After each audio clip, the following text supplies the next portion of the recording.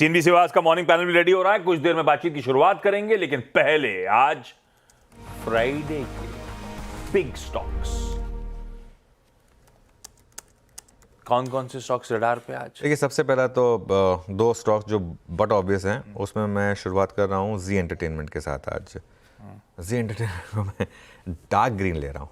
वैसे क्या dark green ही लेते हैं, लेकिन पुनीत गोयनका अब यहाँ पर ये नहीं रहेंगे, डायरेक्टर नहीं रहेंगे।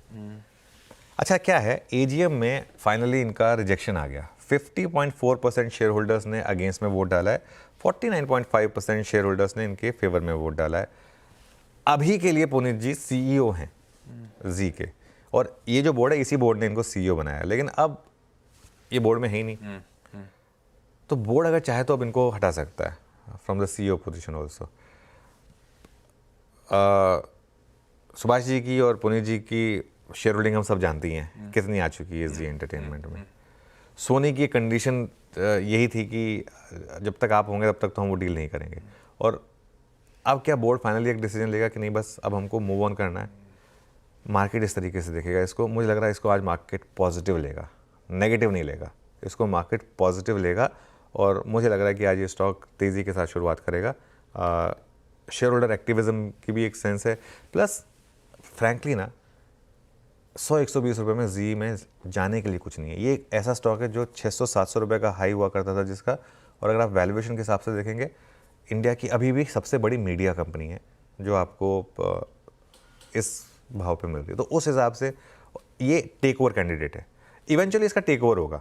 अब कौन करेगा कौन नहीं करेगा ये कहना मेरे लिए टफ होगा, लेकिन और कुछ हद तक कहना भी नहीं चाहिए, क्योंकि भाई हम भी तो उसी ग्रुप में हैं, हम भी तो उसी इंडस्ट्री में है ना। तो इसके लिए थोड़ा सा ये उस हिसाब से। लेकिन ये स्टॉक जो है, ये न्यूज़ को मैं मानता हूँ कि मार्केट पॉजिटिवली लेगा।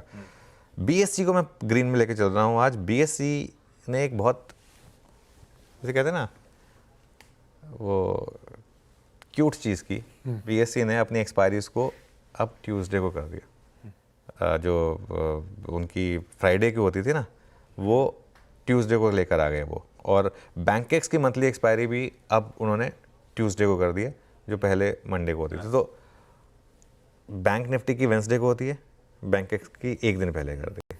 तो कुछ हद तक वो कोशिश है कि थोड़ा सा वॉल्यूम लेके आया जाए। और एक चीज़ हुई कल सेबी का एक बड़ा फैसला आया कि अगर कोई टेक्निकल ग्लिच होती है तो ट्रेडिंग नहीं रुकेगी। बीएससी में ग्लिच होगी तो एनएससी पे, एनएससी में ग्लिच होगी तो बीएससी में।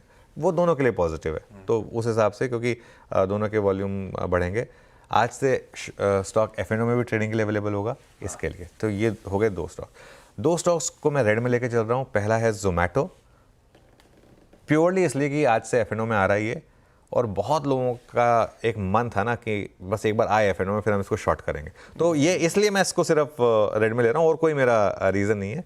और स्टॉक काफ़ी चल चुका है और काफ़ी क्लोज भी है, मतलब बहुत महंगा भी हो चुका है, 300 के काफ़ी करीब है इसके लिए। और सेम लॉजिक में ले रहा हूँ डीमार्ट के ऊपर।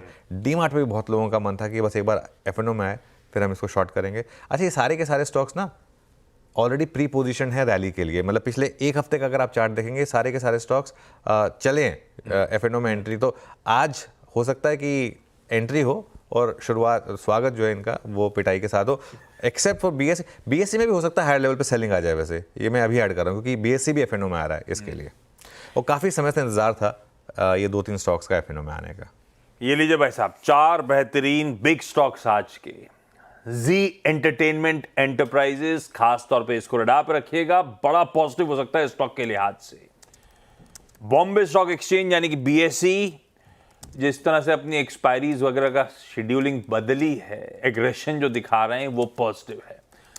जोमैटो और डीमार्ट, वैसे इंक्लूडिंग बीएसई, आज एफएनओ में इंक्लूजन्स हैं। एनएससी में 45 स्टॉक्स आज से वायदा में कामकाज के लिए उतरने वाले हैं, उनमें ही ये तीनों लिस्टेड। तो जोमैटो और डीमार्ट शायद उसके चलते आज दबाव में आते हुए नजर आए। पैनल दिखाइए स्क्रीन पे। एक बात बताओ आप, हाँ, अगर हो मामला थोड़ा सा पार्टली क्लाउडी और 15 डिग्री टेम्परेचर हो तो ठंड बहुत लगेगी क्या? ऑफ कोर्स 15 डिग्री में? Of course. क्या 15 डिग्री कहाँ पर है? पुणे में। भाई साहब स्वेटर पहने हुए हैं आज भैया। भाई साहब ठंड लग रही है क्या? आशीष जी, सुबह 7 बजे आता हूँ तो उस समय थोड़ी ठंड रहती है। बढ़िया है। आपको पता है, मैं आपने से ये बात छेड़ी दी है। तो जब मैं दिल्ली से मुंबई आया था तो मैं और मेरे बेस्ट फ्रेंड हम साथ में रहते थे।